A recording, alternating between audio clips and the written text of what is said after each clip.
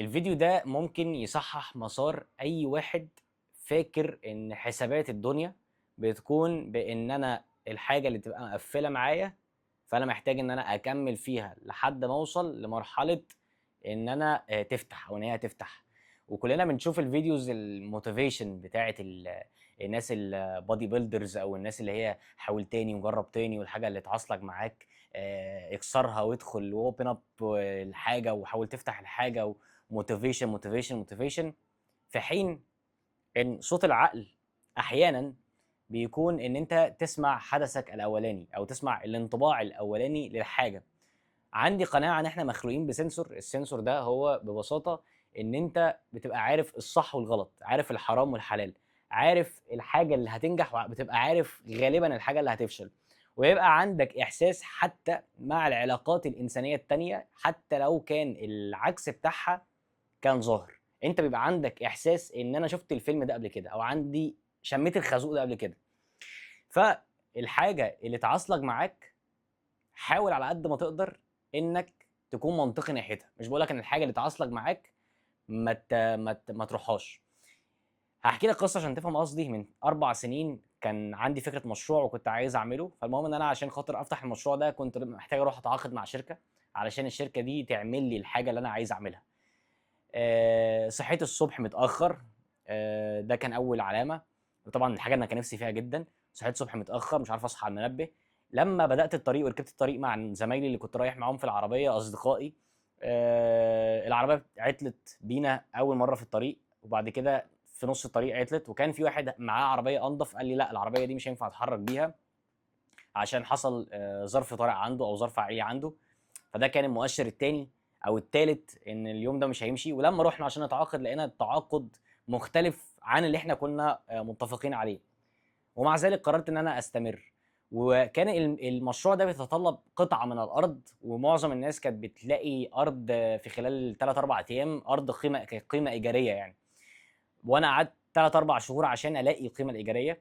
وكأن ان كل دعوه دعيتها لربنا ان يا رب يسر لي طريقي والهمني رشدي، وخد انت يعني سبب لي الاسباب ان الطرق تتفتح صح. ودي كانت دعواتي، ما بدعيش دعوه معينه اللي هو يا رب افتح المشروع ده، لا هو يا رب لو في خير اعمله، لو في شر اصرفه. فكأن ربنا استجاب لدعائي، او مش كأن هو ربنا استجاب لدعائي ان هو بيحاول يصرفه عنك. وانا في الوقت ده كنت رافض اسمع صوت العقل لاي واحد اكبر مني. ودي مش من طبيعتي، يعني انا طبيعتي دايما بحب اسمع واحب اتعلم.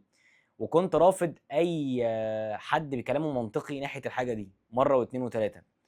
ولما بدات ان انا اشوف او اسيب السببيه بتاعه ان انا متوكل على ربنا، لان انا اقدر اعمل كده. واتذكر كنت قاعد مع واحد صاحبي على القهوه عشان كنت لسه سايب شغلي، وكان شغلي يعني اللي هو ايه، طب ما تحاول ترجع، اللي هو يعني كاني بيقول لي ما تحاول تظبط الدنيا وترجع وانا اظبطها، كان حد ما اعرفش هو حد بعته ولا لا، بس اللي هو ايه يعني لو عايز ترجع الشغل جرب كلم اعمل. فانا كنت فاكر ساعتها كان عندي اللي هو ايه، بقول له هو انا لو مشيت من هنا لحد اخر الشارع مش عارف افتح مشروع. فهي الفكره في ان انت بتبقى عارف امكانياتك كويس، وبتبقى عارف انت تقدر تعمل ايه كويس، ولكن انت ناسي ان في ربنا مقدر حاجه انت بنسبه كبيره مش شايفها ومش هتكون مدركها. فلما تلاقيها اكستريم التقفيل وكل الخطه بتاعتك اتغيرت، ما تحاولش تاني. لما تلاقيها اكستريم في ان الخطه بتاعتي كانت ماشيه 1 2 3 4 وبعد كده بقت اكستريم اللي هو كل حاجه انت مخطط لها مش موجوده، ما تحاولش فيها تاني. لان الكبرياء والايجو ممكن يزود المشكله اكتر ما يحلها لك. فحاول على قد ما تقدر انك تثق. انا على فكره وانا بفتح المشروع ده في اول يوم اتذكر كويس ان انا ما كنتش مبسوط، يعني فاكرها كويس. وفاكر كويس كمان ان انا في خلال الفتره اللي كنت بفتح فيها مشروع ما كانش عندي الشغف ان انا اروح اشوف المشروع وهو بيتعمل. وده لان الحدث الاولاني بتاعي ان المشروع ده بنسبه كبيره هيفشل لاسباب كتيره جدا انا شفتها من اول يوم وعارفها من اول يوم وحاسسها من اول يوم. بس ما عنديش الجرأة ان انا اقول لنفسي بلاش، او ما عنديش الجرأة ان انا اقول لنفسي ان انا كنت غلط. فلما تلاقي الدنيا بقت اكستريم الوحاشه، ما تحاولش تفتحها تاني، ما تحاولش انك تشتغل عليها تاني. ولو في اول عتبه لاحظت ان الحدث بتاعك صح، لان مع اول عتبه في الحاجه اللي انت بتعملها دي ايا كان، انا بقول لك مثال على مشروع ولكن هو الموضوع في الحياه، فاول عتبه تحس ان الدنيا لا اكستريم الوحاشه او اكستريم التقفيل، يبقى صلي ركعتين لربنا واستخير في الخطوه الصح اللي المفروض تتعمل وامشي مع الرحله. وحاول ما يبقاش عندك كبرياء. لو انت عندك كبرياء ناحيه الحاجه اللي انت عاملها واللي هو لا انا هعمل وهثبت للناس ان انا كنت صح، هثبت لنفسي ان انا كنت صح، لما تروح الحته اللي انت رايحها ولقيت ان الدنيا مش ماشيه ما تقاوحش. ليه؟ لان المقاوحه هتدخلك في لوب، وقت ما هتبدا تفوق منها صدقني الموضوع هيكون بعد خالص عن اللي انت كان نفسك توصل له في يوم من الايام. والمفاجاه ان انت فعلا لما تحاول تصلح الامور وتحاول تحسن من الشكل اللي انت وصلت له او الحاجه اللي انت وصلت لها، هتكتشف ان ربنا هيقفلها عليك بقى. لو كان فاتحها عليك ب 10% هيقفلها عليك خالص. ليه؟ ذلك بما قدمت يداك وان الله ليس بظلام للعبيد، ذلك بما كسبت ايديكم. فانت لو بصيت لها فما ظلمناهم ولكن كانوا انفسهم يظلمون. فالموضوع هيبقى بايديك، والموضوع هيفضل في ايديك لحد لما انت تقرر تزود طموحاتك واحلامك.